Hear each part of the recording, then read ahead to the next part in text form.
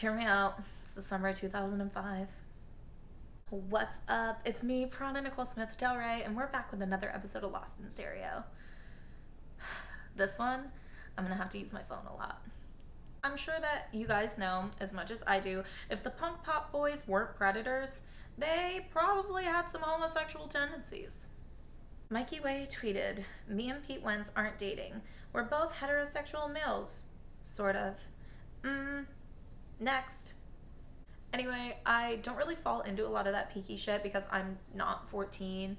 I do remember being in the fandom growing up and seeing a lot of it, but I kind of ignored it because I was really just in it for the music. But now it's had a resurgence because of TikTok, and those rumors are being perpetuated again.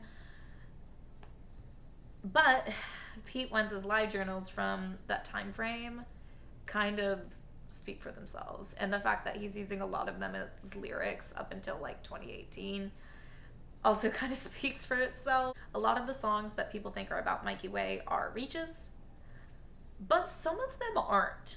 So anyway, today I'm going to rank songs that may or may not be about My Chemical Romance's Mikey Way.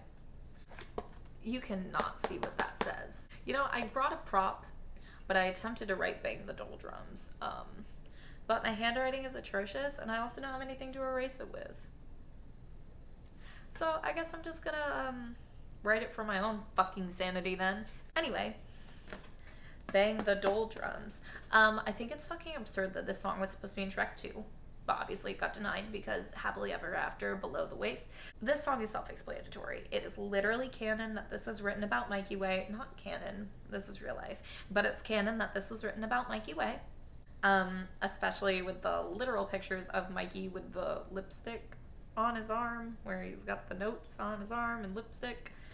So anyway, Pete Wentz wrote the lyrics, ironically, in a live journal, so I'm gonna read it to you. "Wrote you a goodbye note, you just wrote me off on your arm when you passed out. Best friends, ex-friends, better off as lovers, not the other way around. Racing through the city in the back of yellow checkered cars. The takeoffs are the worst, but the skin from your shoulder to your ear makes it all worth it. I'm sorry the way my moods flicker on and off like an old light on your porch, but I know you wouldn't have it any other way. Sneaking in your window instead of out, the way you hold a cigarette because you don't know what to do with your hands when we're sitting this close. The way the waists of pants feel better at the ankles. The way that you were my best excuse for calling in sick on everyone else. I miss you." So anyway, imagine that being in Shrek 2. That line that Pete wrote in that live journal specifically about the way that you hold a cigarette because you don't know what to do with your hands when we're sitting this close literally like gives me a stroke every single time that I hear it. I swear to God. Gay is not a pseudonym for stupid. This one is pretty self-explanatory as well, but I'm not going to get into like all the reasons why people think this one is a thing. But anytime Pete mentions the hotel at all, I'm just going to put it in the Mikey Way category. The thing about this song, it's also like was a very anti like, do you remember that commercial of Hillary Duff where she's like, "You don't call things gay because gay is not mean stupid"? This was Pete Wentz's answer to being against calling things gay that when they mean stupid, I guess. Well, I mean, obviously, I guess it's the title of the goddamn song. And I think it's funny that he apparently, allegedly, wrote it about a boy. It's like, yeah, it's not a pseudonym for stupid because, you know, I fuck men too, apparently. So 27 is one of my favorite Fall Out Boy songs. I love this whole album. I think it's absolutely fucking breathtaking. I always was partial to 27 because it is my lucky and my favorite number. And that line, "Doing lines of dust and sweat off last night's stage just to feel like you." I've never not dated somebody in the entertainment industry. I've dated a lot of musicians. I've dated wrestlers, other drag queens. For me, no matter what relationship situation I get myself into, I can always like listen to this song on the way home from the gig and be like, "Oh my God, yeah, just to feel like you." Like, say less. This song is awesome. I don't know if it's about Mikey Way, but I'm gonna put it in anyway. We've made it to the Panic at the Disco portion.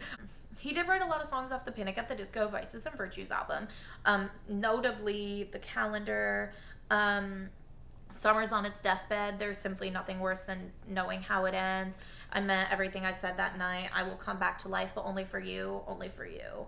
Um, Obviously, you're gonna, you're putting X's on the calendar. You're counting down the days till Warp Tour ends because you know that the relationship is gonna end when Warp Tour ends for some reason. I don't know why they couldn't continue to have a thing because, they were literally in the same genre. If this happened, theoretically, this song is actually fucking phenomenally written. Pete is a genius. Like, I will say that till the fucking cows come home. I don't know if it's the bipolar in me, because I also think Kanye West is a lyrical genius. I don't know if and Max Bemis too, like, I don't know if it's just me and other bipolar people or what, but thank you, Pete. Very cool. He really did say, like, at night your body is a symphony and I'm conducting. I don't even smoke, but I need a cigarette. I'm really glad I gave up on showing you the whiteboard because look at this. Look at this shit. Kaleidoscope eyes. I can't find a way that this is about Mikey Way, but it was on all of the lists, every single one of them. So obviously there's something I'm overlooking. But I think the most beautiful line from this is, I've got an insatiable desire for your insides. It's undeniable. I conspire in full against your body tonight.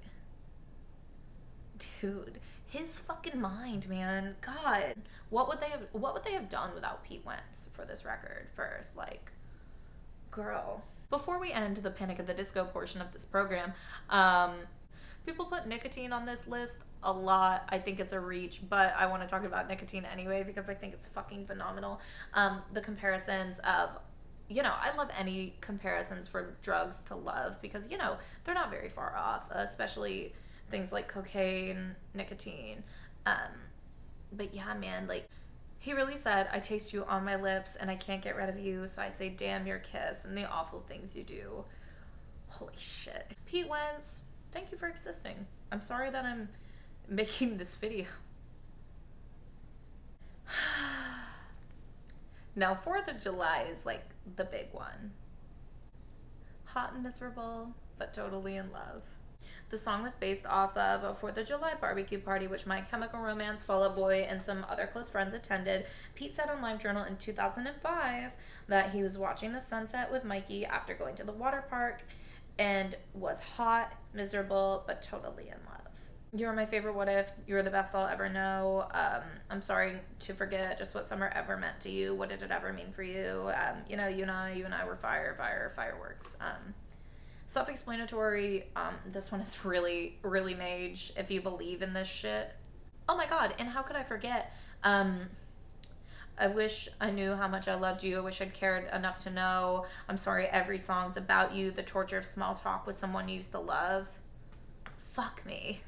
Literally, Jesus Christ. I'm gonna read another LiveJournal entry.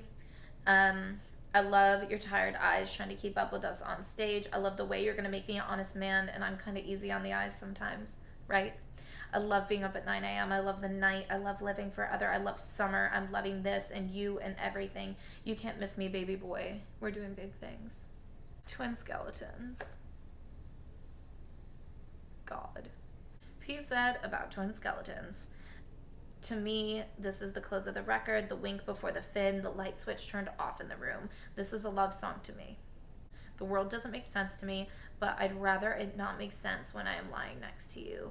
We are at the end of the day just chemicals, but maybe mine make more sense with yours than anyone else. Modern anxiety, clinical love. I can't even think about this song without getting genuinely distraught. He obviously does mention the room in her room in a hotel in New York City, shares our fate and deserves our pity.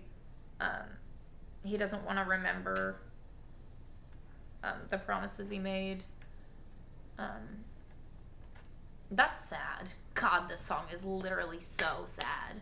Like I said before, anytime he talks about the hotel, I kind of assume Mikey is involved. That night on the roof of your hotel, you know what I mean? Bleh. Eternal Summer, sure. Anytime he says summer, everybody's just like, oh, you know what I mean? But, you imagine yourself moving deep into the summer and disappearing. For me, was always with you. Just One Yesterday is a reach. It could be about the girl that he writes about in his book Grey. If you haven't read Grey, I would implore you to go pick it up. It is absolutely brilliant. It is a live journal, but 300, 200 some odd pages of it. Now, Bob Dylan, I don't see a lot of people talking about this one, so maybe I'm just a genius. When they talk about racing through the city, windows down in Bang the Doldrums, he also does talk about the windows being down in Bob Dylan. So, I mean, you know, some parallels. He also says, no one ever thinks of you as much as I do. No, not even you. When we look back to the live journals, he says, you're nobody until somebody loves you. At least that's half true. Let's not make it through the night. Come on, you look so wrong, but you feel so right. A lot of people argue that I'm Like a Lawyer is about him too. He does reference a live journal in that. I only keep myself this sick in the head because I know how you get off on these words. Baby, I've got it bad for you.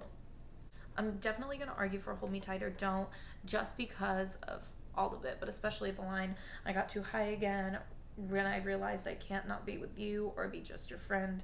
I love you to death, but I just can't. I can't pretend we were lovers first, confidants, but never friends. Were we ever friends? Implying that, you know, although it did look like a friendship with this person, he never really was interested in a friendship and was really interested in being with them romantically, which is an unfortunate situation. I'm gonna maybe throw Hand of God in there, even though it is unreleased, just because of the, it's not gossip if it's the truth. It's a reach, but it's a reach I don't see a lot of people reaching for. One time Tracy said, I have a ladder, I can reach anything I want to. So I'm gonna rank them. I'm gonna try to rank them in order of believability, but we're gonna see how that works out for me. This is harder than I thought. So I'm going to go in order from most believable to least believable, i.e. some better reaches. I've left so many songs off of this. I really just tried to pull from ones that I could find live journal quotes that were in the lyrics.